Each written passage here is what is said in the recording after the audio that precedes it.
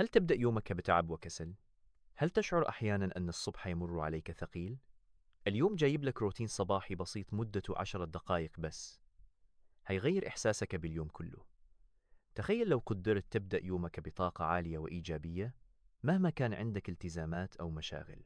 في الفيديو ده هنتعلم مع بعض خطوات سهلة وسريعة تقدر تطبقها كل يوم الصبح، وهتشوف بنفسك الفرق الكبير في مزاجك ونشاطك. مستعد تبدأ يومك بشكل جديد؟ يلا بينا نبدأ الرحلة. أول 10 دقايق في يومك بتحدد إزاي هيكون مزاجك ونشاطك لباقي اليوم.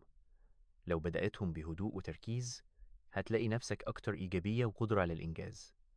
تخيل نفسك واقف قدام الشباك، بتاخد نفس عميق والشمس بتشرق بهدوء، كوب قهوة دافي في إيدك وصوت العصافير حواليك.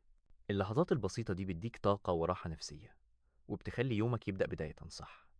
عشان كده روتين الصبح مش رفاهية، ده سر من أسرار النجاح والسعادة. ابدأ أول دقيقتين من يومك بتنفس عميق أو تأمل بسيط. اقعد في مكان هادي، خد نفس عميق من أنفك وطلعه بهدوء من فمك. كرر الحركة دي كذا مرة، هتحس براحة في جسمك وعقلك وكأنك بتشحن نفسك بطاقة جديدة. لو بتحب التأمل ممكن تغمض عينيك وتسمع موسيقى هادية أو أصوات الطبيعة.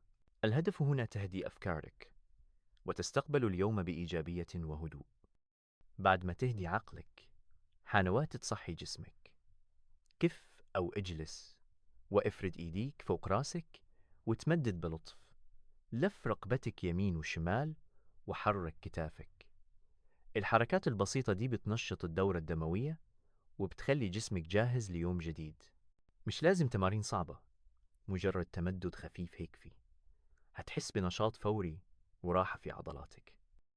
امسك ورقة أو دفتر صغير واكتب 3 حاجات أنت ممتن ليها النهاردة. ممكن تكون حاجات بسيطة زي صحة جيدة أو شخص بتحبه أو حتى شمس الصبح. كتابة الامتنان بتغير نظرتك للحياة وبتخلي عقلك يركز على الإيجابيات بدل السلبيات. مع الوقت هتلاقي نفسك أكتر سعادة ورضا. اشرب كوب ماء بارد أو دافي وحس بالانتعاش. بعدها فكر في أهم 3 حاجات عايز تنجزها النهاردة. اكتبهم في ورقة أو على موبايلك. تحديد الأولويات في الصبح بيساعدك تركز وتنجز أكتر وبيخلي يومك منظم وواضح. شرب الماء كمان بينشط الجسم والعقل. في آخر دقيقتين اسمع جملة تحفيزية أو قول لنفسك حاجة إيجابية قدام المراية. ممكن تقول: أنا قوي، أنا أقدر أحقق أهدافي النهاردة. الكلمات دي بتديك دفعة ثقة وبتخلي عقلك يصدق إنك فعلا تقدر. كل يوم جرب جملة جديدة وهتشوف الفرق في ثقتك بنفسك. لما تلتزم بالروتين ده كل يوم هتلاحظ فرق كبير في طاقتك ومزاجك. هتلاقي نفسك أكتر هدوء وأسرع في الإنجاز وأقل توتر. الروتين البسيط ده مش بس بيحسن يومك، ده كمان بيغير نظرتك للحياة. كل عادة صغيرة بتعملها الصبح بتكبر مع الوقت وتديك نتائج عظيمة. السر الحقيقي في نجاح أي روتين هو الاستمرارية. حتى لو حسيت في البداية إن النتائج بسيطة، مع الوقت هتلاقي نفسك اتغيرت للأفضل. كل يوم جديد، فرصة جديدة، تبدأ من أول وجديد.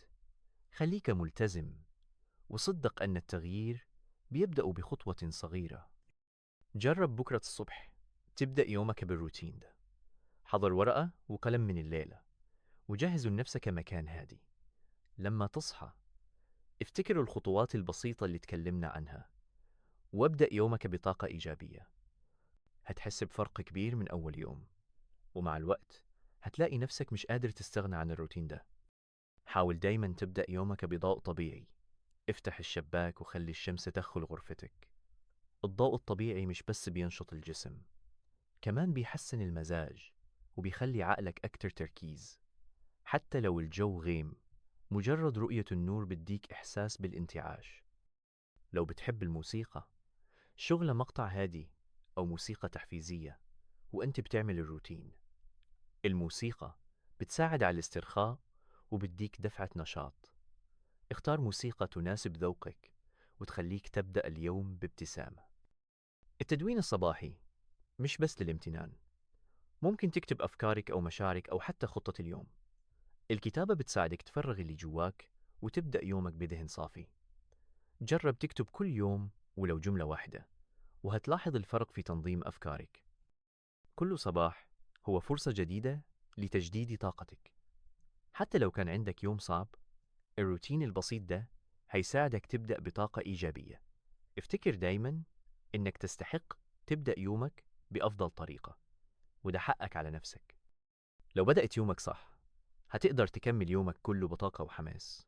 جرب الروتين ده وشاركنا تجربتك. لو عجبك الفيديو، ما تنساش تعمل لايك وتشترك في القناة علشان توصلك روتينات تانية تغير حياتك للأفضل. يومك سعيد ومليان طاقة وإيجابية.